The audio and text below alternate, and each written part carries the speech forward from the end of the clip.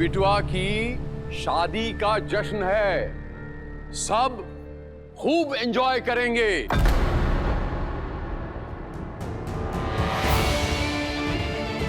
हे देवी माँ, क्या इच्छा है आपकी, प्लीज मेरी मदद कीजिए।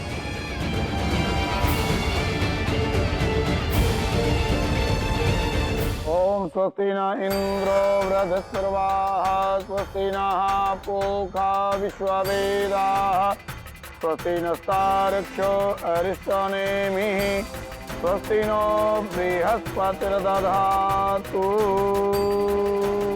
वर अपना हाथ आगे करें और वधू अपना हाथ वर के हाथ में रखें।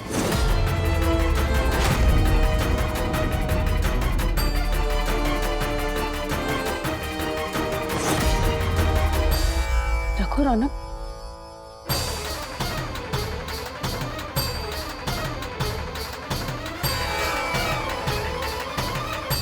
आगे करो बेटा।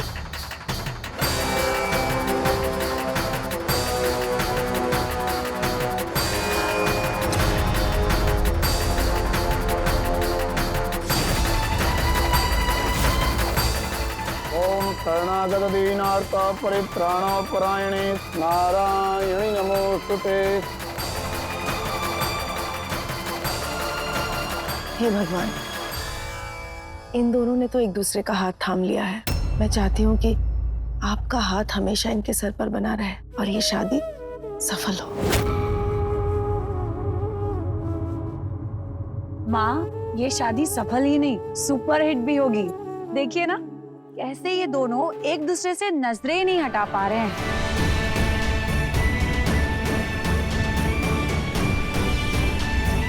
पहली बार रौनक जी को इतना बेबस देख रही हूँ।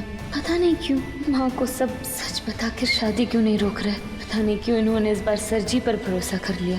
पता नहीं क्यों सर जी भी कुछ नहीं कर रहे। कैसे रुकेगी ये शादी। गायत्री जी, अब आप वर वधू का गठबंधन कर दीजिए। जी।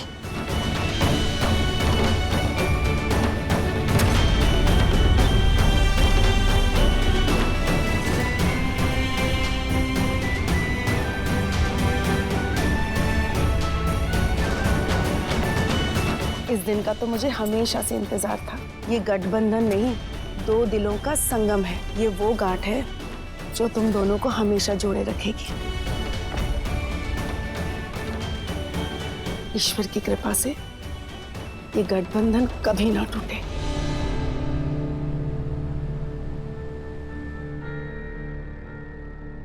तोड़ दो ये गठबंधन। हमसे नहीं हो पाएगा पापा। आप समझाएंगे तो वहां समझ जाएगी। आपके अलावा ये काम कोई नहीं कर सकता। इस गायत्री जी, ये गठबंधन। हाँ हाँ, ये गांठ को मैंने बहुत कस के बांधा है। ये आसानी से टूटेगा नहीं।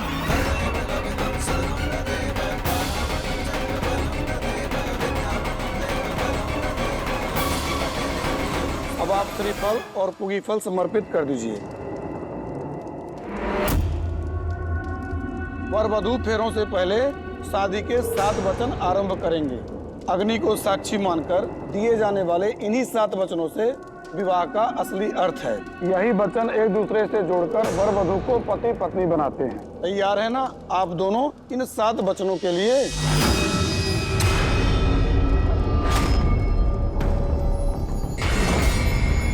पंडित जी,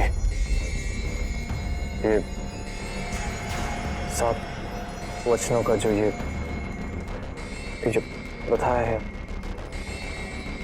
क्या हम इसे स्किप कर सकते हैं, आगे बढ़ सकते हैं? यही तो शादी का असली स्टेप है बचवा, जो पति पत्नी को हमेशा हमेशा के लिए बांध देता है, वचनबद्ध बना देता है। फिर छूट नहीं पाओगे।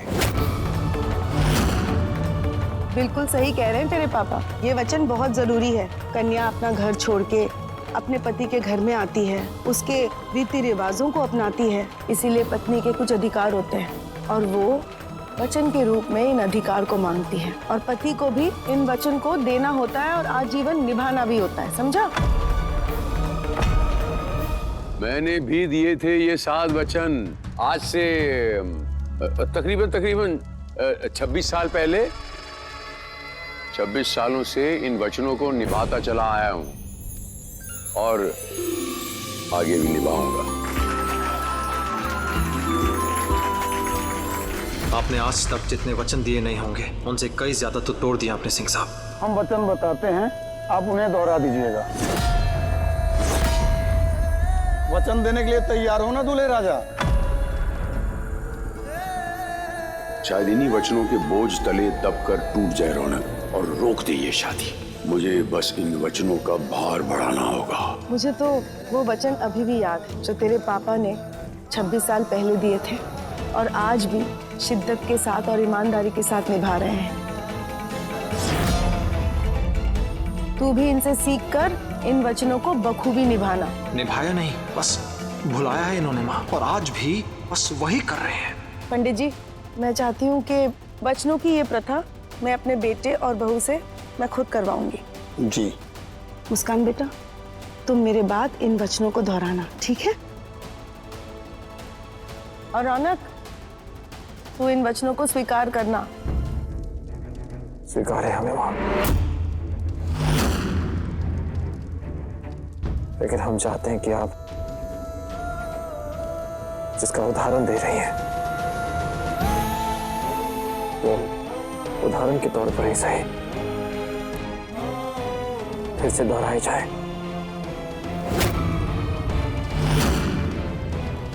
हाँ भाई, सुपर्ब आइडिया। हाँ माँ, हमारे साथ पापा भी इन्हीं वचनों को फिर से दोहराएंगे। पापा, क्या पता उन्हीं वचनों में से अगर किसी एक वचन में जंग लग गई हो तो वो भी साफ हो जाएगी। अरे बचवा, हमारे किसी भी वचन में कोई जंग वंग नहीं लगा। तो फिर पापा उतर जाइए ना आपके मैदान में। अरे हाँ हाँ मामा जी, कभी कभी रिपीट टेलीकास्ट देखने में और भी मजा आता है। हाँ डैडू, वचनों को दोहराने के लिए ना अपनी कमर कस लीजिए। चलिए शुरू हो जाइए। हाँ पापा जी, अरे आप क्यों घबरा रहे हैं? आप तो एक्सपीरियंस्ड है। अरे भाई, मेरा भाई घबराएगा क्यों? तीरथ भैया ने गायत्री भाभी को सर पर रख के वचन निभाए हैं। चलो तीरथ भैया, दोहरा दो वचन। पहला वचन होता है धर्म का वचन। धर्म जो कि मार्गदर्शक होता है, यही हमारी शादीशुदा जिंदगी को सही मार्ग पे रखता है। इसीलिए वचन दीजिए कि आप अपने सारे धार्मिक कार्य में मुझे अपनी पत्नी स्वरूप बराबर का भागीदार बनाकर साथ चलेंगे। इस वचन का अर्थ भी समझा देती हूँ। सारे धार्मिक कार्य जैसे कि पूजा पाठ, रीति रिवाज, दान पुण्य, ये सब कुछ पति और पत्नी को बराबर एक साथ मिलकर करना होता है, तभी फलता है, नहीं तो सब बेकार खाली जाता है। देखा साले साहब, ये वचन तो ऐसा है कि बिना सोचे समझे आप दे दीजिए बस। अब तो हमने कहाँ मना किया है, दे देंगे वचन, बड़ों के नक्शे कदम पे चढ़ के। पहले माँ और पापा वचन देंगे एक दूसरे को, उसके बाद हमारा नंबर आएगा।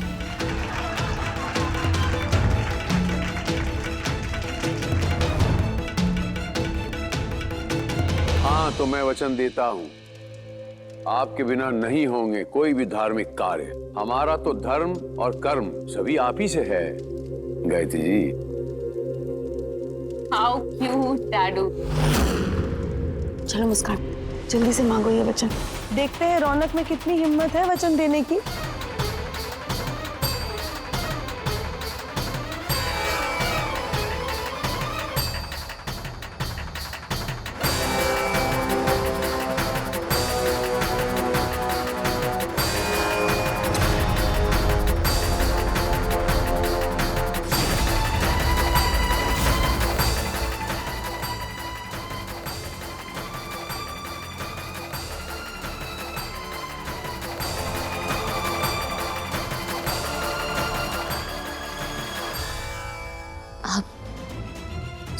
भी धार्मिक कार्यों में मुझे पत्नी स्वरूप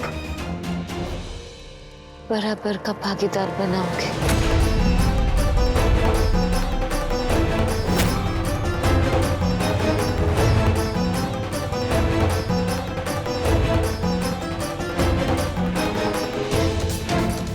सोच ले बचवा, धर्म कर्म में शामिल करेगा इस नाचने वाली को, कुल देवी की पूजा में बिठाएगा इस नचनिया को।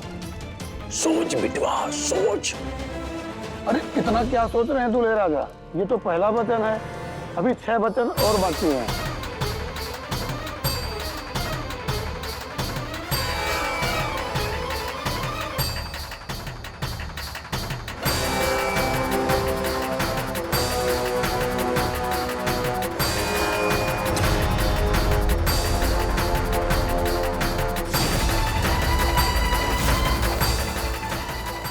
वचन देते हैं कि हर धार्मिक कार्य में हम तुम्हें पत्नी स्वरूप बराबरी का हिस्सेदार बनाएंगे।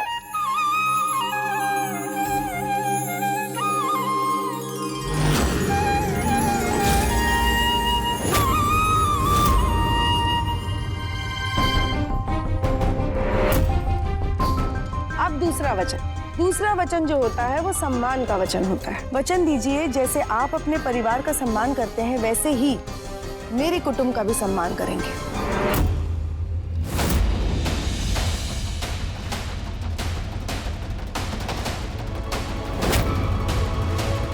मेरा कुटुंब, मेरा परिवार तो मेरी मम्मा से शुरू होता है और उन्हीं पे खत्म। उनके लिए आपके सम्मान के सामने उनका अतीत आ जाएगा जिससे आप सख्त नफरत करते हैं। कैसे आप ऐसा कोई वचन दे पाओगे मुझे? ठीक है गायत्री जी, मैं वचन देता हूँ, बल्कि मैंने आपके परिवार को अपना परिवार ही माना है, ये तो आप अच्छी तरह जानती हैं। मुस्कान, मांगो वचन देकर।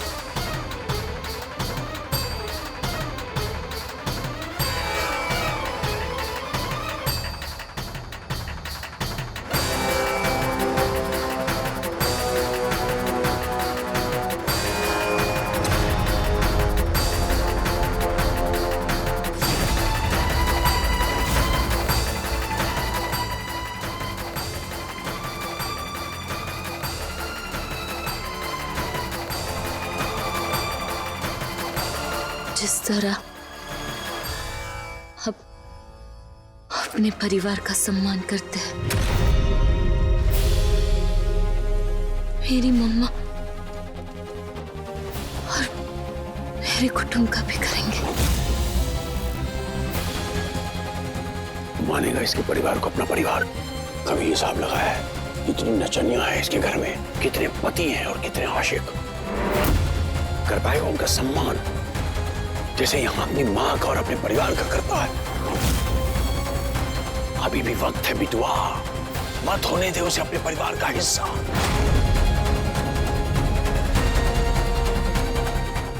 अरे बड़ा सोच समझ के जवाब दे रहे हैं दूल्हे राजा। सोच लीजिए, पूरे जीवन का सवाल है, क्योंकि एक बार 7 वचन हुए तो ये पूरे जीवन के लिए 7 वचन हो जाते हैं।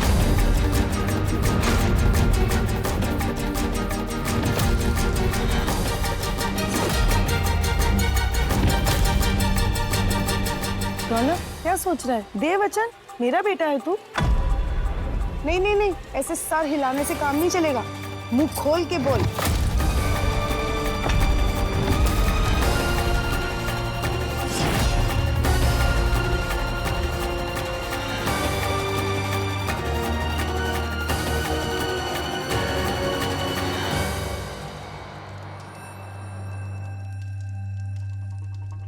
हम वचन देते हैं कि जिस प्रकार हम अपने परिवार का सम्मान करते हैं, उसी प्रकार तुम्हारे माता पिता का भी सम्मान करूंगा, उन्हें अपना मानूंगा।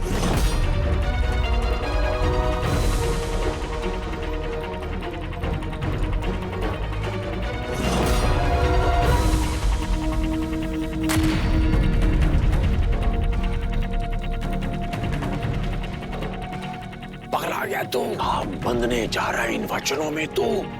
निकल लो इससे पहले कि पूरी तरह बंध जाओ। सच कह रहा हूं मैं। तुम मत बनने दीजिए ना अपने बेटे को, रोक दीजिए ना ये शादी। क्यों करवा रहे हैं हमसे ये सब कुछ? प्लीज पापा, तो सब कुछ माँ को बता दीजिए, तो बेटे की मदद कर दीजिए। अब आई बारी तीसरे वचन की। ये वचन जो है ये है साथ और सहारे का वचन। वचन दीजिए कि आप जीवन की हर अवस्था में मेरा साथ देंगे।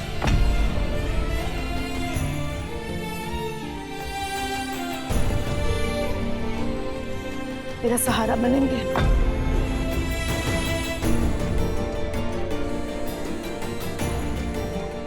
माँ, क्या हुआ? आपकी आंखों में आंसू? अरे नहीं, ये तो वो खुशी वाले आंसू हैं। मेरे पापा ने हर हाल में मेरा साथ दिया है। अगर कभी बीमार पड़ी तो नर्स बन के मेरी सेवा की है। अगर कभी दुखी हुई तो एक पिता समान मुझे हिम्मत दी है, सहारा दिया है। खुद चाहे किसी भी हाल में क्यों ना हो, लेकिन हर हाल में इन्होंने मेरा साथ दिया है।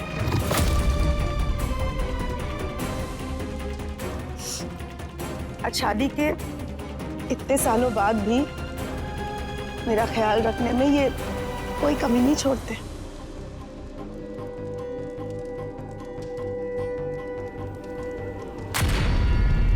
बस माँ, बस यही सब करके तो सिंह साहब आपकी आंखों के सामने झूठ का ऐसा पर्दा गिरा देते हैं कि आप उस पर्दे को उठाकर तो क्या हल्का सा खिसकाकर भी नहीं देखना चाहते। मैं वचन देता हूं, अब तक जैसा करता आया हूं आगे भी वैसा ही करूंगा। हर हाल में, हर सूरत में मैं ही तुम्हारी तलवार बनूंगा, मैं ही तुम्हारी ढाल बनूंगा, उम्र भर के लिए। बेटा, तुम भी मांग लो ये वचन रौनक से, उम्र भर के लिए। जब साथ ही कुछ दिनों का तय हुआ हो तो मैं उम्र भर के लिए ये वचन कैसे मांग सकती हूँ? माँ, काश कि मैं ही आपको सब कुछ बता पाती।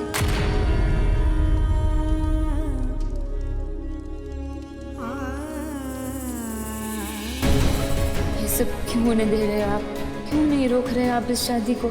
प्लीज रौनक जी कुछ कीजिए, मत मंगवाइए मुझसे ये वचन।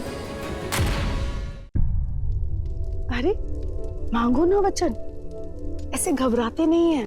मैं भी घबराई थी अपनी शादी के वक्त, पर उस वक्त मैं तुम्हारे पापा को जानती नहीं थी।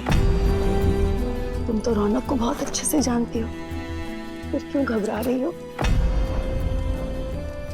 मेरा रौनक तुम्हें कभी दुख नहीं देगा, मुझ पर भरोसा रखो। मांग लो बेझिझक।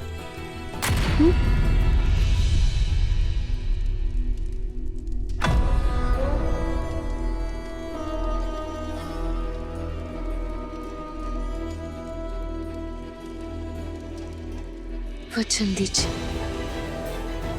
कि आप जीवन की हर अवस्था में मेरा साथ देंगे।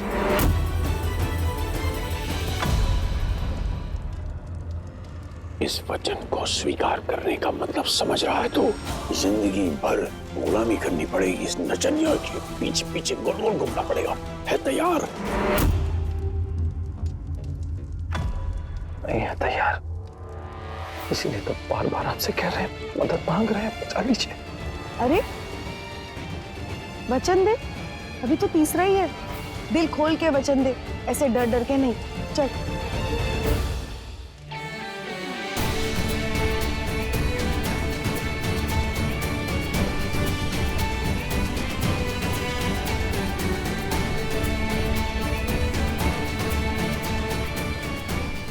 वचन देते हैं, जीवन के हर सुख दुख में, धूप छाव में,